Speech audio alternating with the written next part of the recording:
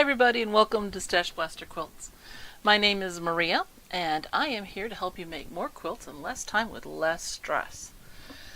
It's been a crazy week here at this Patelnik house, and so there's a lot of stuff that's gone a little weird.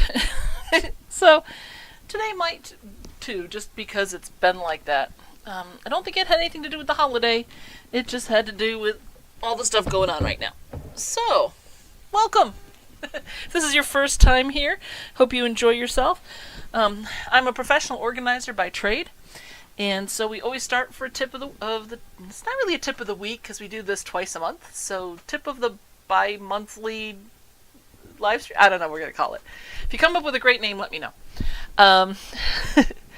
So I want to start with something I've talked about before, but it was kind of in the rambling portion of the live stream. It's the sheet trick, which sounds weird. It sounds like it's making the bed, but it's not. A lot of times when I go into people's houses, particularly into their craft rooms, they are overwhelmed. There is too much stuff, there's too much color, there's too many edges and patterns and all of this, that their brain kind of short circuits a little bit, and they have a very hard time focusing in and accomplishing the organizational tasks that they're trying to do. So here's something I'd like you to try if that happens to you when you're trying to get organized or put things away or do whatever it is you're trying to do in your sewing space. Now this does work anywhere, piles of bills, whatever it is. But the visual overload causes a lot of the overwhelm, so we need to block that out. So how do we do that? I want you to take some plain white sheets. Now I use white, especially in quilt rooms, because then you can actually check color against it. You can also use black, purple, green, orange, doesn't matter, whatever sheets you have as long as they're plain. And cover everything you can cover with them.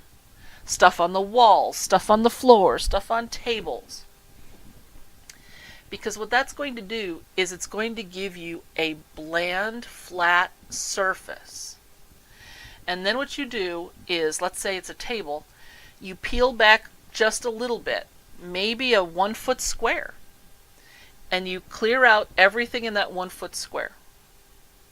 Then you move on to the next 1 foot square. Now somebody's going to say to me, well, but if it's my fabric, I can't put it away because I don't have access, because it's covered with sheets, to the rest of the fabric. That is true to some extent, but there's no reason why behind you you can't do sorting by color or by type of fabric or whatever, and then take down the sheet over the whole wall.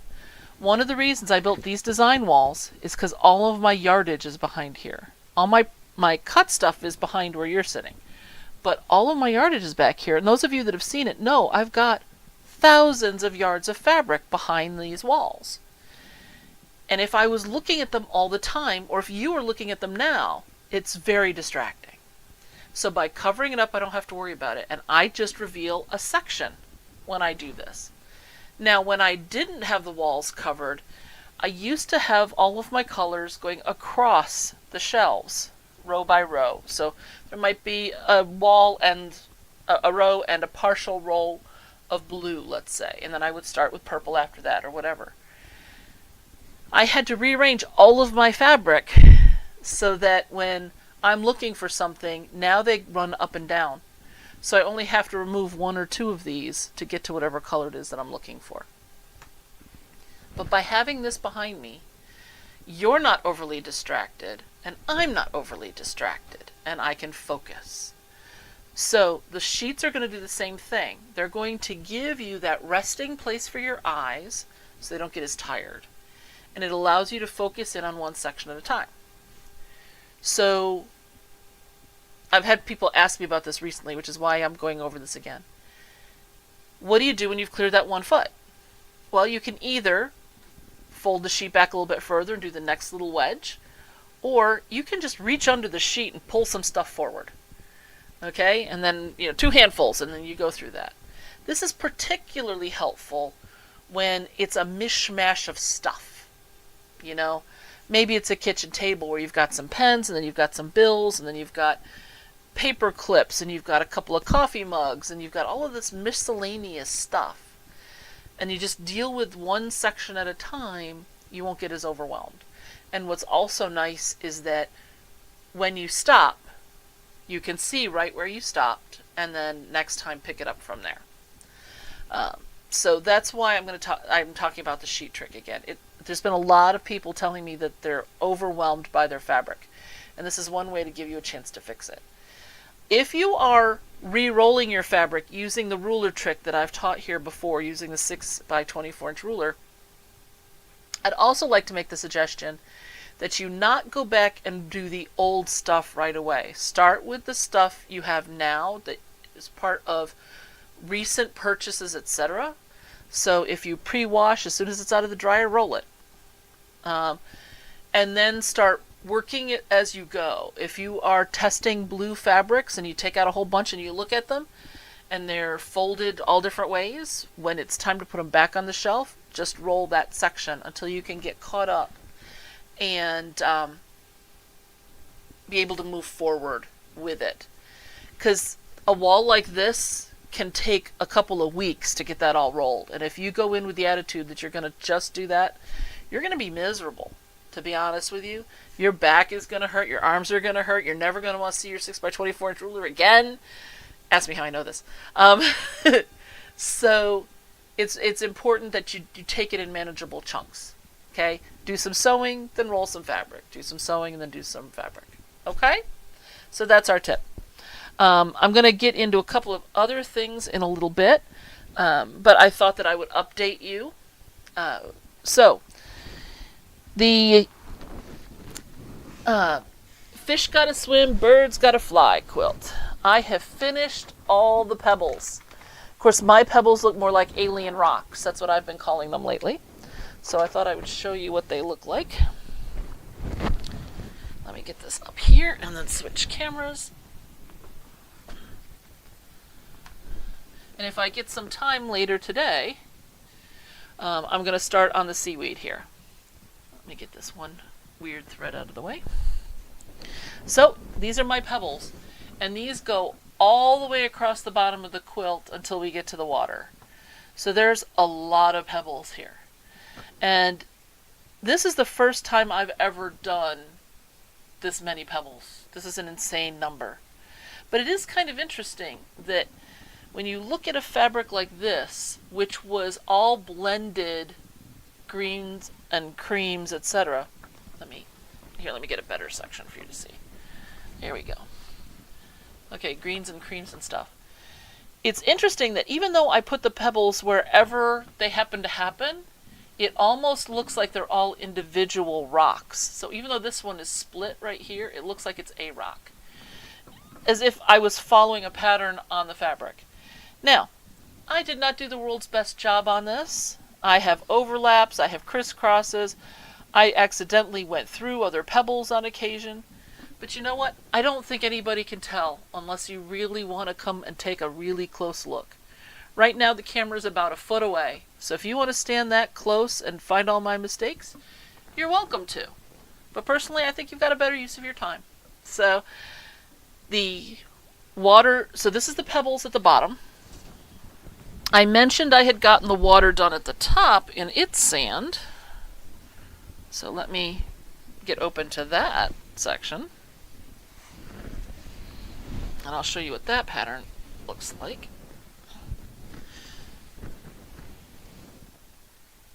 F3. Right, this one's a little bit harder to see on this fabric, and that's kind of intentional. And I did a really good job color matching. So I'm going to move this down, so no seasickness, please. Okay, so now, there we go, focus. Focus. Come on, camera. It should autofocus where my fingernail is, but it's not. Okay, so you can see here, it's a meander, okay? But it's an elongated meander. So it comes around, and then it comes up, and then it comes up here a little bit, and then it comes back down. So it's a more water-looking design. Let me see if I move this, if I can get a better focus. Sometimes that helps. No, it's just not going to do it. Well, actually, here we go. We did better getting further away in some ways. Okay, so you can see here where it looks like it's folded, but it's not. This is the meander right here. Okay? And so by doing it this way, I wanted to convey that the water had come up and then gone down, and then it went up, and then it came down, and then it went up, and then it went down. Just like it does on the actual sandy beach. Whereas at the bottom of the ocean, it actually doesn't ripple very much because all the motion is on the top, and the bottom is pretty stagnant until you get close to the shore. So that's why I did the two different quilting styles on this. So as of right now, the water is done, the sand that's done at the top, and the sand is done at the bottom. So what's next? Next is going to be the seaweed. Those are going to be long runs up and down. I'm going to pick a color that doesn't match any of the shades in that particular piece of seaweed. So what do I mean by piece of seaweed? Here, let me do this so we can see it a little better. I know we're doing a lot of back and forth today, and I apologize about that, but I think it's the only way to show you what I'm talking about. Okay, I'm going to go up. Okay, so just on this piece of seaweed here, I've got a color here that goes down into the bottom of the sand. Then I have this color, then this one up here, and then it keeps going, and it changes. And the idea was that I tried to pick a color and then various shades and tints of that pure color so that as it went up, it got lighter. Now, all along the way, I have been doing my best to color match the water, the sand, etc. Why am I not doing that on the seaweed? Well, A, that would be incredibly difficult to do and would be an awful lot of burying of edges because I want to do 5 or 6 lines going all the way up. So for each section, I would have to have 10 tie-offs just on the front and 10 on the back for this much. It didn't seem like that to me, worth it to me to do 20 tie-offs for that. So what I'm going to do is I'm going to pick a color that's close, but is towards the darker end, because if you actually look at seaweed, the ribs tend to be darker and tend to be more consistent in color, even though the seaweed changes color as it gets more or less light. So that's what I'm going to do, is I'm just going to go from the bottom all the way to the top, and then I'm going to make a sharp point and then come down, not exactly next to, but very close to the first one, and then up and then down and then up and then down. I'm not sure how many passes I'm going to do. It depends on what looks good, to be honest with you. But there's pieces of seaweed that are this long, and then there's pieces of seaweed that are, more than a half, that are about a half of the height of the quilt. So some of those are going to be pretty long runs. So next is the seaweed, and then last is going to be the fish. And I'm going to start putting all of the scales on the fish. Now, I'm debating on the fish. Do I want to color match? Because the scales are the color of the fish, therefore the scales would be the color of the fabric. Do I want to go slightly darker, because with scales you get shadow that goes around them? So maybe I should go just a touch darker so that it looks more like natural scales? Not really sure which I want to do. The advantage to doing the color matching is that if you mess up, it's less visible. And you know what? We all have bad days. So I'm debating on this one. Also on a fish, scales are different sizes. Now, I'm not going to worry about that. Okay? I'm just not. I'm not going to try to, grade all of the scales, nose to tail in the various sizes. And then what do you do with the fins and everything else? Fins, I'm going to do little stripes, basically. And so it's going to be more like a squared off zigzag, so it's going to go up and over and down, kind of like a ladder stitch does, except that these are going to flare out as the fin goes out. So it's not exactly right, but that's basically what that's going to be. And then once all the scales are done and the fins are done, then it's time to do things like eyes and bubbles and that kind of stuff. That's all embellishment at that point. And so we'll make some decisions when it's closer on this quilt then. But it took me weeks with the limited time that I had to get all that sand pebbled, because those are pretty small pebbles. And so that's why so many of them are mutant. So there you go. And so that's what's going on there. Patricia Price just asked, why not variegated thread? I've considered variegated thread, but one of the problems that I would have is that depending on the colors, my lines would disappear if it was too close to a particular color. So it would be strong, strong, gone. Where is it? Oh, it's back up over here. And there's like 8 different base colors here. So I'd have to go and buy a whole bunch of variegated thread to do that. So that's why I've kind of nixed that idea. I'm going to double check in my stash and see what I have, but I know that I won't have, one that I could do all of the seaweed with and have it look right. So I probably am just going to stick with one for each of the different kinds of seaweed, because some of them are more yellow, some of them are more green. But that's a very good question, and depending on what else I was doing, I would. When I did my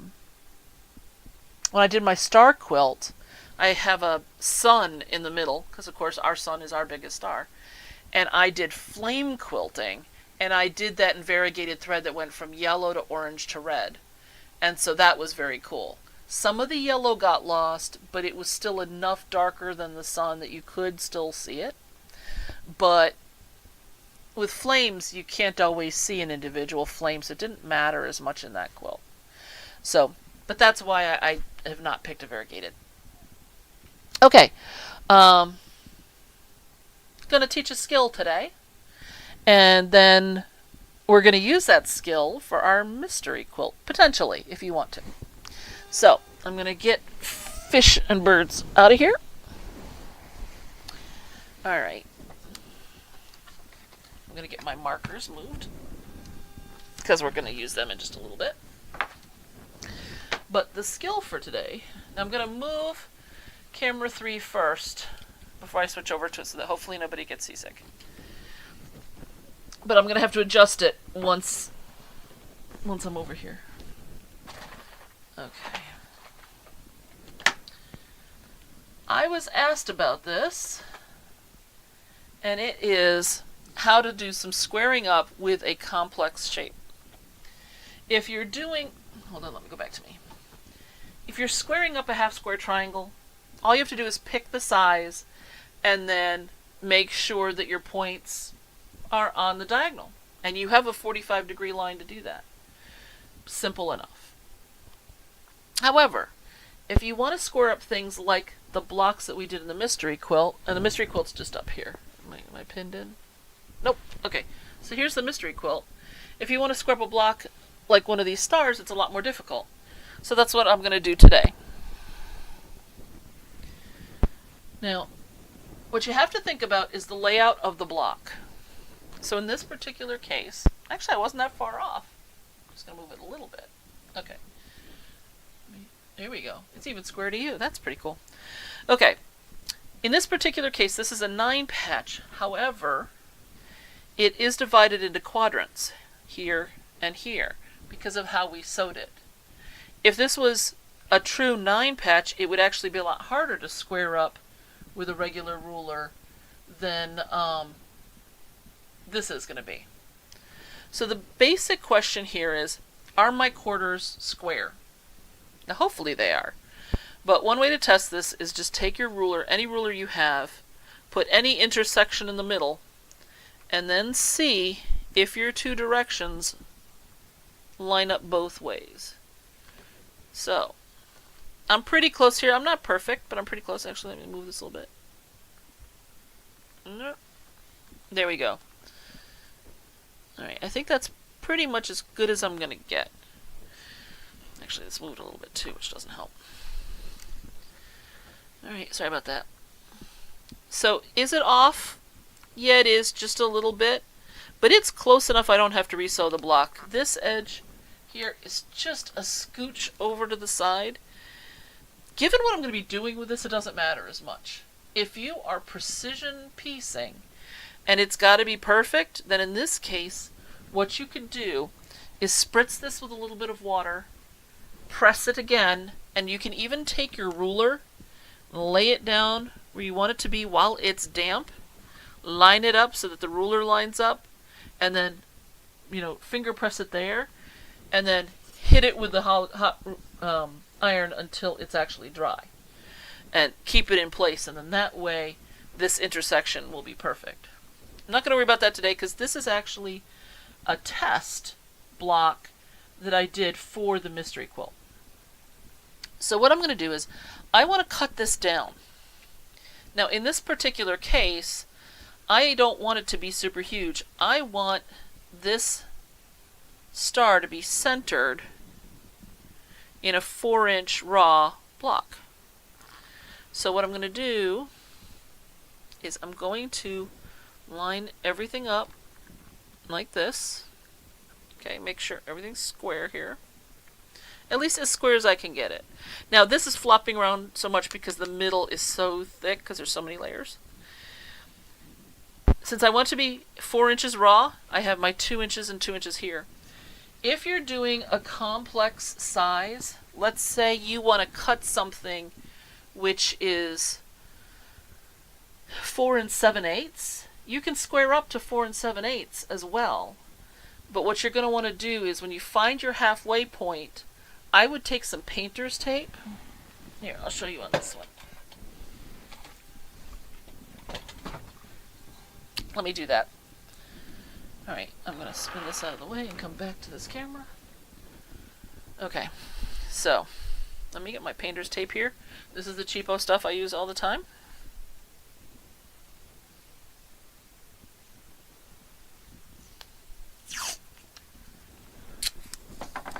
Alright, if I want 4 inches square when I trim this, I'm only obviously going to do this at 2 inches. So I'm going to put painter's tape right here. Now, I do this particularly if I'm doing a lot of blocks. So, let me show you a different picture. This is a quilt that I'm doing right now. And so, when I was squaring up these 4 patches, I did this with my ruler so that I didn't have to think about where I was cutting and where everything lined up in the middle. Because after you've done a few, your brain starts to go on vacation a little bit. And it's easy to mess up. I'm just trying to get this lined up. That's hard to do when it's not right in front of you. Okay. So I'm going to want the center of my block to be at this 2-inch intersection right here.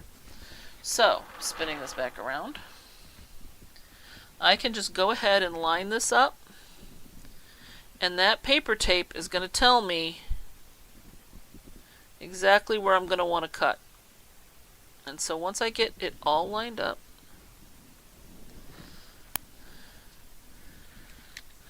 I'm going to go ahead and trim these 2 sides.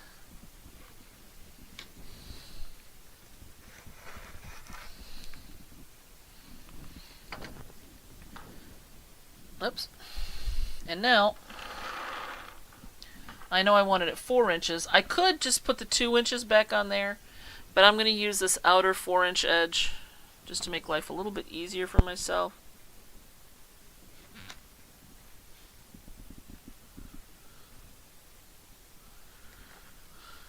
Come on. That shifted when I cut it. Look at that. Okay. That is off. Now, is that off so much I'm going to worry about it? Given what I'm going to do with it? No. So I'm going to go ahead and cut this. Again, this is something where I could trim it down further if I needed to. But I'm just going to go ahead and trim it like this. Unfortunately, that is the problem when things get super thick like this if you're trimming it at the end. Especially in the middle. So here's my block. trimmed down. I've lost all of those lovely corners that we put on. So what am I going to do with this? This is part of the next step in the mystery quilt. So what's our next step? Making the label. I know, people right now are cringing. Why are we making it now? We haven't even basted the thing yet. That's why we're going to do it now. Okay, so when we're making a quilt like the mystery quilt here, one of my favorite labels is triangular, and it goes in the corner. You can always add it later. I don't have a problem with that. But if instead, when you get this basically basted, okay, and this is small enough, I'm just going to thread baste it really quickly. I'm going to have this on the other side, on the backing, and I'm going to set it like this inside. So that, again, this is on the backing, not the front of the quilt, but I will be able to align it. I can have the label all done, and at that point it gets sewn in with the quilting and it gets sewn into the binding. So it's never going to fall off. It's going to be really hard for somebody else to claim this quilt as theirs, right? And it's going to lay really flat because it's in the quilting. A lot of times what happens when you add it later is that you have all of your quilting and then your labels on top of that. You don't get the benefit of having the quilting sticking it down to the rest of the quilt. So I like doing it this way. So this will be on the back side, and this little star, once I get it folded over, because I'm going to fold this over, and then I'm going to put that star down here at the bottom of my label. So that's why I'm trimming this down. This is going to go on the back. And it doesn't matter that it's not the same pattern as the front. I mean, the same colors. It could have been. I think I have a black one left, black background one left. But I thought it'd be fun to do a different color. So I'm going to go ahead and do that. And so it'll actually get put here on the backing when the backing and the top get basted together. Now, how am I going to do the label? Well, let's talk labels. Now, this little one, you have to write fairly small on, especially if you're going to add something like the star at the bottom. I could do a great big one like this. How do I have a big one like this just laying around? Well, because I have a lot of these that I've already pre-made, pre-folded, and they're ready to go on whatever size quilt I'm doing at the time. But most people aren't crazy like me, so that's okay. So I have, let me move the camera again before anybody gets seasick.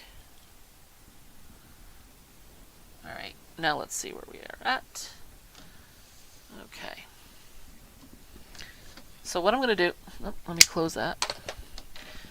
I just have a piece of paper that I've put 1/4 inch lines on. This goes right into the fold. I can see right through it really easily. These are dark enough that I can use it with a lot of different colored fabrics. I like white just because it's easier to see, but obviously you don't have to do that unless you want to. This is going to be in the binding, so you're going to lose 1/4 inch on each side minimum.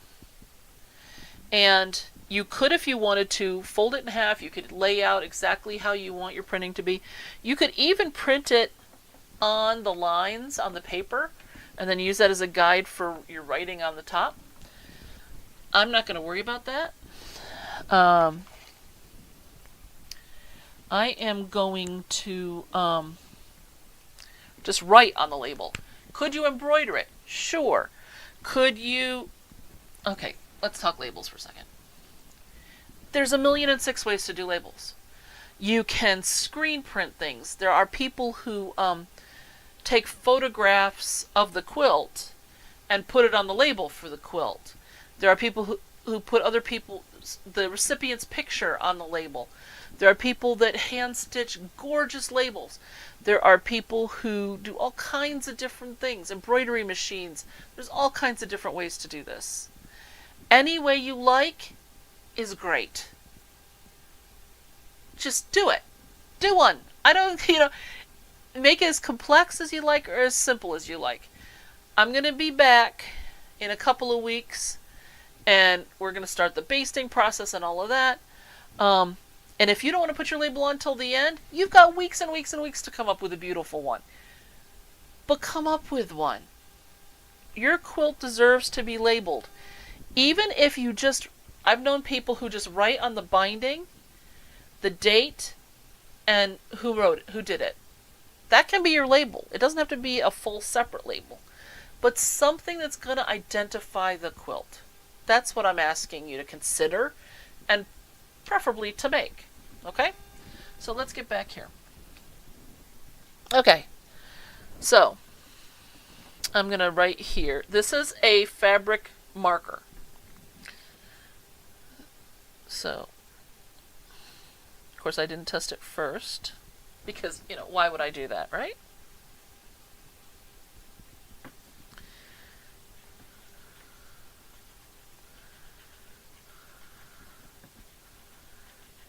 And it is not playing along.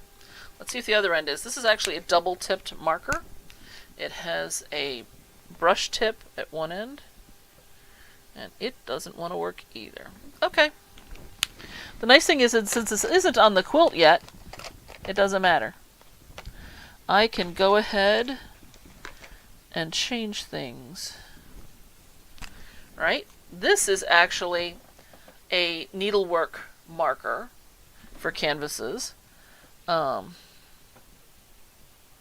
This also works. Alright. There's all kinds of marking pens out there.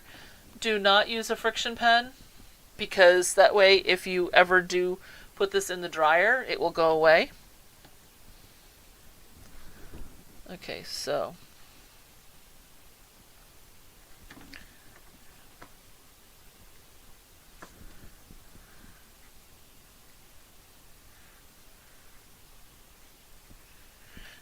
the name of this quilt is Oh My Stars and Garters. This is the StashBlaster Quilts Mystery Quilt.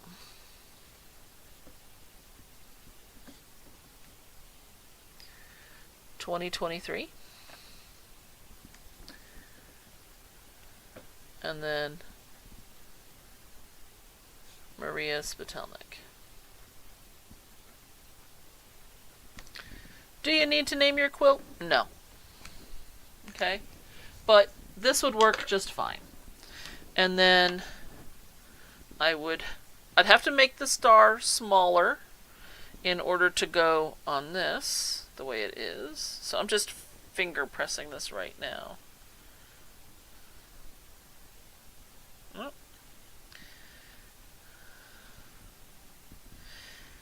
Hold on, it's getting there. But you can see that that would fit right under there when it was all done. Okay, when I got it all folded and pressed.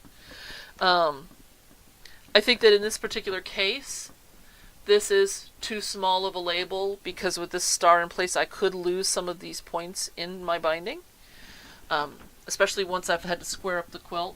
So I am going to switch this to a slightly larger size, but not as big as the other one I showed you. But that's what I'm going to be doing for my label. And so I encourage you to make a label over the next couple of weeks so that you can baste it into your quilt along with everything else, and then not have to worry about it later. So that is the next round for quilting. The mystery quilt. Okay. Patricia. Patty, sorry. The book is still being edited. I've probably got another, I don't know. I finished writing it a week ahead of schedule, and we're currently almost 4 weeks behind schedule in the first round of editing. So, with everybody that I want to have review it to make sure that it's intelligent for the person who doesn't know anything about hoarding, it's a problem. It's a problem. It looks like I may not have it back from everybody and have had time to make whatever edits are suggested in terms of clarifying this or that, adding more photos or doing whatever it is that people suggest to make my content better. I might not have it in time for my Detroit trip. Because even when I get that done, then it's going to take several days to get it through the uploading process for the printing. And then I need to have it printed and then shipped. If necessary, I'll have it shipped right straight to Detroit, so that'll save me a couple of days. But it's not looking good. It's not looking good. It looks like, at least for the first conference, I may wind up not having the book. But hopefully from the second conference on, I will. But at this point, it's out of my hands. There's just nothing I can do to speed things up. I have, Scott's doing editing now. I have 3 people that are reading it now. Once that's done, I've got 2 to 3 other people that I'll be sending it to read. At which point, final edits, uploading, getting it going. So I'm a bit disappointed. But, you know, it's going to take what it's going to take. If this was 6 months earlier, that would have been great. The supplements that I'm doing, I plan on being done writing it by the end of the year, because I'll have October, November, December to finish, because I've already got quite a bit done. If I can get that done by the end of the year, then I can send it, then I can do my edits and final compilations, and then have, you know, a couple of months for the editing process and still get it up in time before I have any conferences or anything. So that'll be better. The supplements will be better. But I'm hung up right now. And unfortunately, that's what it's going to be. So once this round of people is done and I've made changes, then it goes on to the next round. And at the end of that, then it's uploading time after I make whatever changes are suggested. So I'm in limbo. It is what it's going to be. And I'm just going to live with it until it's done. So it's very frustrating. It's very frustrating work. But, you know, there's only just, once you've sent your baby bird out of the nest, you gotta wait and see what happens. And so that's where I'm at. But overall, I got done on time. I got done early, so I feel good about that. So even if it's not ready, I at least did everything I possibly could to get it ready on time. So that's where we're at with that. Okay, it's 20 of. So let's talk a little bit more about this quilt. So this is a summer challenge that one of that a bee I belong to is doing. I did add an extra row and an extra column to make it bigger, partially because I'm trimming down blocks further than they should have been. These were originally supposed to be 2.5-inch squares made into 4 patches by the original design. I did not design this. But I went to my 4-patch drawer, which is right here, and I pulled out a bunch that were slightly undersized. And now, I could have adjusted by changing my seam allowance and tried to make it all work. Could have. But what I decided to do was take the squares, the 4 patches that I already had made that were close, and I trimmed them down. So instead of being 2.5-inch squares coming to a 4-inch block, this is a 4-inch block now. it would have been a 4.5-inch block. Sorry, 4.5-inch block. This is now a 4-inch block. Because what I did is I measured 2 inches from my centers, right? So I did the same thing I just showed you earlier with the 2 inches, and I squared these all to 4 inches raw in the 4-patch size, which meant everything else had to be trimmed down too. But the nice thing was, is even in my 9 patches, which are here, I had some 4 patches already made, so then I just had to make a 2-patch and a 3-patch and add them on. Is this normally the way I would do it? No. It's not.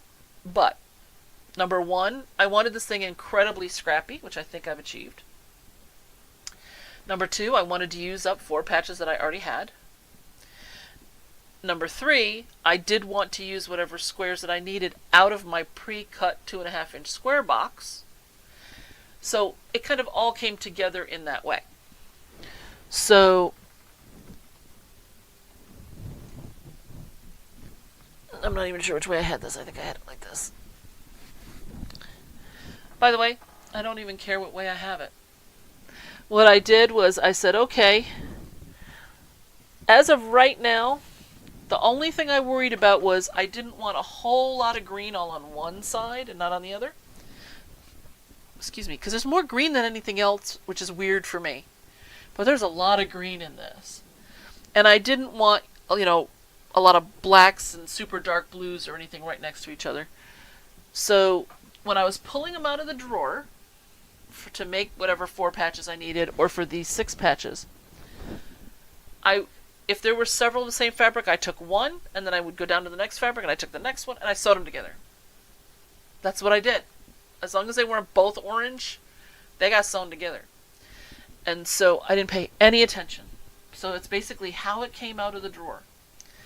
The idea being that I had enough fabric that I didn't have to worry about it, and it would use up a whole bunch of stuff that I wouldn't have used otherwise. Now, yes, this block is smaller than this one because these 4 patches haven't been sewn together yet. I'm going to lose another 1/2 inch here. Right? So that's why this one is shorter. But all in all, I'm quite happy with how it looks. I think that it's going to finish as a nice little quilt. And I'm not sure what I'm going to do with it yet. No idea. Maybe a charity quilt. Might go to a family member or friend. Might stay on my couch. No idea. But the idea is that it was a summer challenge. And I believed that it was due in September. I'm not going to be in town in September. So I figured I had to have everything done by the 12th of August, when I am leaving on my 6 weeks of convention travel. So I pushed to get a whole lot of it done, and now they've apparently moved the due date to December. So I got plenty of time to work on this. So you're going to get to watch this as it gets assembled. I had so many quilts that I've been doing between commission quilts and the mystery quilt and the fish and birds that I'd been working on for long enough I was getting tired of it and I wanted something different. That's why I did the challenge. Just like when I did the triangles in that challenge quilt. It was to give my brain a break from doing the stuff I had been doing for a while. And so pop this up, and because a lot of it was pre-done, it isn't going to take that long to do. So I was very happy about that. Anyway, so that's what's going on with that. So what I think I'm going to do next is start some of the seaweed. Okay? Let me move all of my other junk out of the way.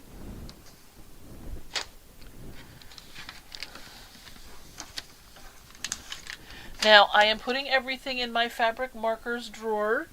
They're not going to stay there, I promise. This is just a quick cleanup so that the table is clear for working on the quilt. And this is not the way I recommend that people clean their sewing rooms. In fact, this is the opposite of how I usually suggest that people clean their sewing rooms. But I will say a lot of people, when you have guests coming, will take whatever flat surface has accumulated stuff, throw it in a box, and the plan is, when the guests leave, to take the stuff out of the box and put it away. And what usually happens is that people go into the box if they need something, and then they leave the stuff in the box. I can't tell you how many houses I've gone into that have had 15 or 20 boxes that were basically clear the coffee table. You know, mama's coming. And so then there's just all these boxes sitting around. Okay. Alright, I need to move this camera up and out of the way because the quilt's getting too big. Well, it's the same size. How am I saying it's getting too big? Well, it was folded too, which doesn't help. Okay, so that's a really big one. Alright, so when I was talking about the thread, here's an example. So, just here you can see that this is a very olivey kind of set of colors, and this is a very bright lime green kind of color, which is why the variegated thread, if I picked one, I don't think would match in both pieces of kelp. So I considered a tan for this one, but if I'm going to do green, I might as well do green. And so if I'm going to do green, I need a selection of greens.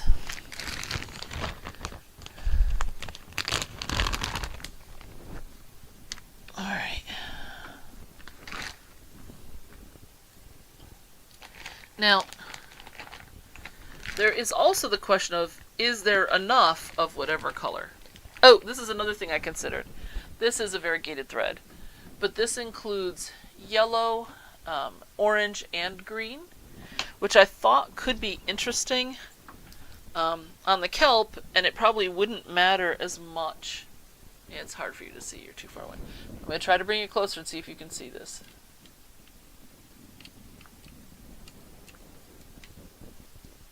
Okay. So I thought that this might look interesting. So you can see it here across the kelp here. So I've got kind of a rusty color here. Then it goes to a little bit more of a green, and then to a brighter one, and then a different shade of green. But I think that particularly this shade of green and this medium one would be getting lost. So I don't know. I don't think it's going to work. Alright.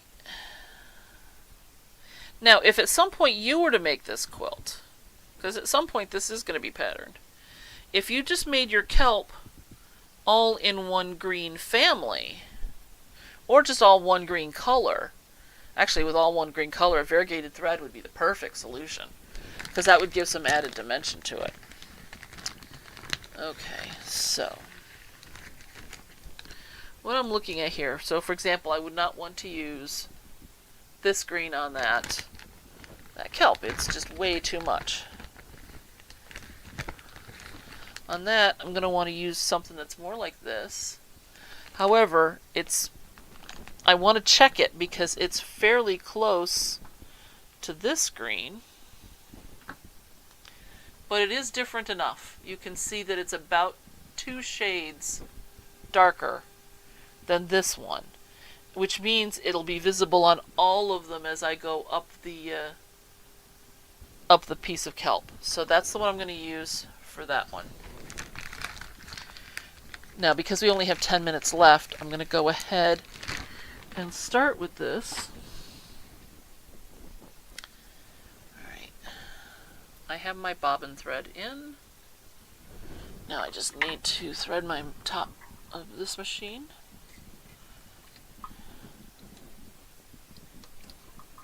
Since I didn't know what color, I couldn't do this in advance.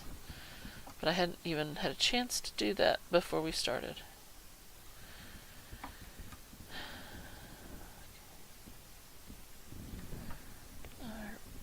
Right. Alright, I'm going to move the camera. It's upside down. Okay. That's better. But now it loosened up. So, give me a second here to try to tighten this. There we go. Now we're cooking with gas. Which is apparently going to be a problem in some parts of the country. They're trying to get rid of gas stoves in some places. Not everywhere, not every stove, not everything, but they're trying to not run as many gas lines to houses and things. Like, I don't have a gas stove where I live. When they built my development, they never put in gas. And when people inquired about what of the local gas company what it would take to get gas for cooking and stuff, they told us, you're gonna love this. They told us every house had in the development had to agree to run gas lines and sign off on that, and every house had to agree to pay for their portion of the installation of the gas lines, whether they chose to have gas or not. We couldn't get our neighborhood to decide on if we wanted a sign. There's no way you're going to get that many houses to agree to anything. And the gas company knew that. They were just blowing us off, basically. But, you know, it's going to be what it's going to be. So I am never going to be able to cook with gas myself. But they're making more and more neighborhoods where it's not an option. So what I'm thinking about maybe doing is getting a big propane tank and putting it under my porch, because then I could run a gas stove off of propane in the house. It has ways of venting and stuff, so it would be safe. It's not like bringing a grill into your house. And have it also plugged into the outside grill so that it would do both things for me. I've considered it. I'm still kind of considering it. But I don't know if it's worth the cost at that point to do that. Okay, so. Now normally, because this piece here is so much close to this side, I would run it through in this direction. However, I want to lay down the first line through the middle, sewing the normal direction where I'm pressing away from myself, instead of having it upside down, sort of. Because I want to go from the top, because that's where I want my highest point, is in the top of the middle, and go down both ways. So I think that I'm going to put this in so it's actually mostly under the throat of my machine. Just because, A, I haven't done this enough on this quilt yet to know if what I want to do is all that important or not. And I want better control of it. So I'm going to do it the hard way. I just had that up against me, so I hope you could hear all of that. I forgot that with the microphone here, I probably muffled it so you couldn't hear a word I said. Alright, so I'm going to be wadding up most of the quilt here and stuffing it through the throat of my machine.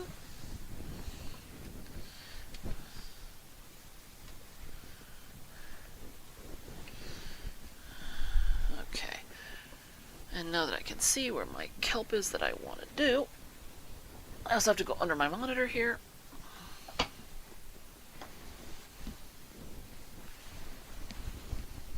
Oh, good. Thanks, Pat.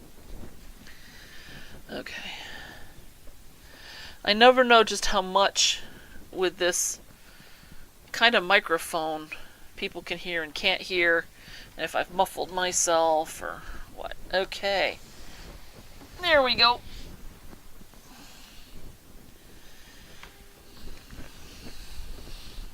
This is actually a fairly long piece of kelp too, so should work out okay. I'm stuck in my carpet. I'm trying to move forward. Here we go. Okay. So obviously, alright, deep breath, relax the shoulders. Alright. Okay, thank you. Needle down, needle up, so I can bring my bottom thread to the top. And then under the foot. Alright, so I'm going to start this quilting line in the middle here. I'm not going all the way to the tip because I thought it might just be better if it didn't. And I'm going to bring these edges up when these come up pretty much to this point, but not exactly necessarily exactly here, because nature is the way nature is. Okay, now the idea is, one of the reasons I changed fabrics is that the kelp turns as it goes through the water. So I'm going to try to go basically down the middle of this kelp, not worrying about exact middles because that's going to put me right on this seam line. So I'm just going to kind of meander my way down with the general idea of following the pattern on the hexagons, but I'm not going to worry about it overly much because I want it to look a little bit more natural.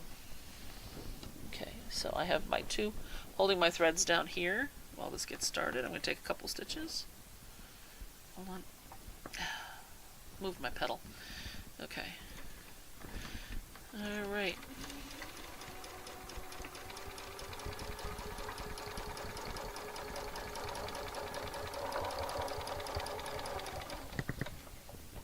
Now I went a little bit further left than I wanted to here, but that's okay, because it'll be a little bit tighter on that side on the quilting, but it doesn't matter, because it's nature.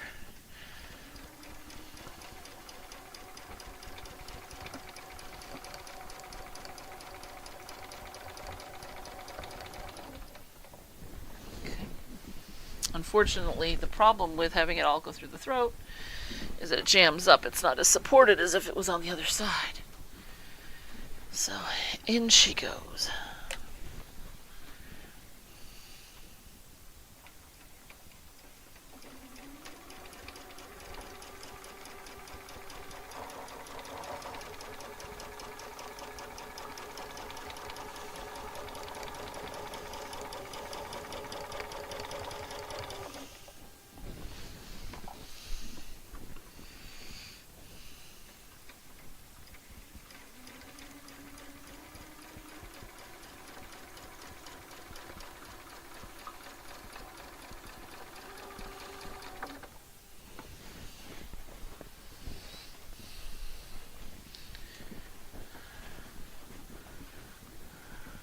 Oh, there goes my monitor. Okay. Just trying to see which way I was going.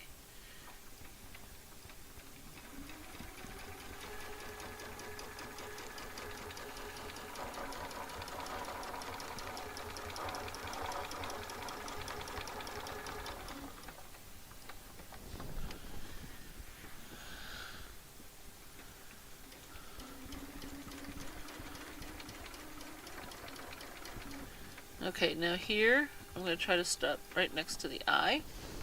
Okay. Now, this part is going to need to be done, but I can do that separately later, especially since this is all the same thread. So now what I'm going to do